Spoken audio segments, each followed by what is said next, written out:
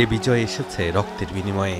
কত শত শহীদ আর কত শত গাজী, কতজন হারিয়েছে সোনার সংসার আর কত শত স্বপ্ন অকাতরে নিঃশেষ হলো।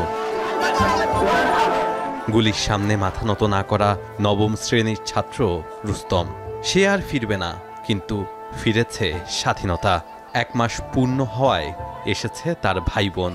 19 জুলাই শুক্রবার শালি প্লাজার সিঁড়িতে বিকাল 5:45 লাগে এবং সন্ধ্যা 7টায় সে মৃত্যুবরণ করে। আমার হাতের এখানে অনেক বুলেট খেয়েছে, আমার কানের সামনে দিয়ে বুলেট গেছে। তো আমিও 10 নম্বর ছিলাম, হয়তো আল্লাহ আমাকে বাঁচায় রাখছে, আমার ভাইকে বাঁচাতে পারে নাই, ও মরে গেছে। ওর একবারে যে বুলেটটা গলায় লাগছে, তো একবারে ও স্পট ডেড হয়ে গেছে ওখানে।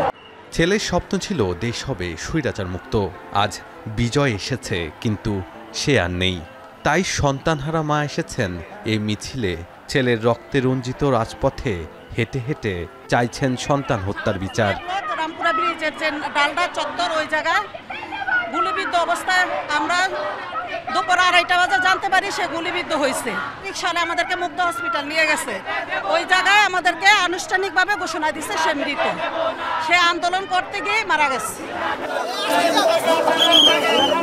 স্বৈরাচার বিরোধী ছাত্র আন্দোলনে মাদ্রাসা শিক্ষার্থীদের অংশগ্রহণ ছিল চোখে পড়ার মতো। তাদের কণ্ঠেও উঠে এসেছে শহীদদের আত্মত্যাগের কথা। কেউ হারিয়েছেন বন্ধু, আবার কেউ বা ভাই। একসঙ্গে দাঁড়াইছিলাম, হঠাৎ কোন দিক থেকে গুলি আসে আমার দুই সাইডে দুই বন্ধুকে লাগে। একজন সাথে ডেড হয়ে যায়, আরেকজন ইঞ্জুরি হয়ে মেডিকেলে এখন অবস্থায় এখনো ইঞ্জুরি আছে। মাদ্রাসার ছাত্ররা কোনো দিক থেকে কিন্তু আসলে আমাদেরকে আসলে কোনটা করা হয়, আমরা কিন্তু প্রত্যেকটা রাষ্ট্রের যে কাজ, প্রত্যেকটা কাজে আমরা কিন্তু অংশগ্রহণ করি এবং সর্বোচ্চ চেষ্টা আমরা দিয়ে থাকি। কত সন্তানহারা হয়েছে বাবারা, তেমনি সন্তানহারা বাবারা এসেছেন এই মিছিলে।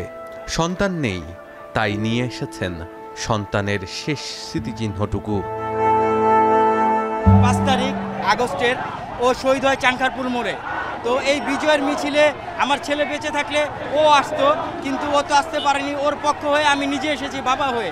আমার মেয়েকে নিয়ে আসছি এবং এই আন্দোলনে শরিক হয়ে আমার মেয়ের জামাতার বিচার আমার মেয়ের মাধ্যমে চাইতেছি। ছাত্র জনতার রক্তে ভেজা আন্দোলনে ছাত্রছাত্রীদের সাথে নিয়ে এসেছিলেন অভিভাবকরা, তেমনি এখনো তাদের অংশগ্রহণ আছে সব স্তরে। আজকে যখন দেখলাম ওরা শহীদ মার্চ করছে, মনে হলো মা হিসাবে আমাদের সবার থাকা দরকার, ওদের সাপোর্ট, ওদের অনুপ্রেরণা, আর কিচ্ছু না। 8 মাসের সন্তান সম্ভবা স্ত্রী রেখে গিয়েছিলেন রাজু, কিন্তু ঘাতকের গুলিতে লুটিয়ে পড়েছিল সে। তার ভাই বলছিলেন সেই কথা। স্ত্রী আছে, সে 8 মাসের গর্ভ, আগামী মাসের 4 তারিখ তার ডেলিভারি ডেট দিয়েছে। এটাই প্রথম বাচ্চা। এখন ওর স্ত্রী নিয়ে খুব অসার ভিতর আছে। এখন স্ত্রী নিয়ে কি করবো আমরা আসলে বুঝতে পারছি না। 5 তারিখের আন্দোলনে শহীদুল ইসলামের পায়ে টিয়ার শেল আঘাত করে। এই আন্দোলনে তিনি হারিয়েছেন তার হাঁটার শক্তি। আবার কেউ বলছেন তার সহপাঠী এখনো আছেন হাসপাতালের বিছানায়।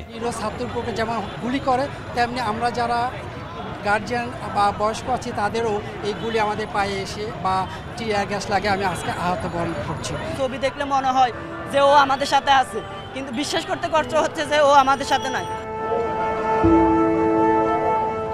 এই আন্দোলনে রক্তে রাঙা হয়েছে রাজপথ।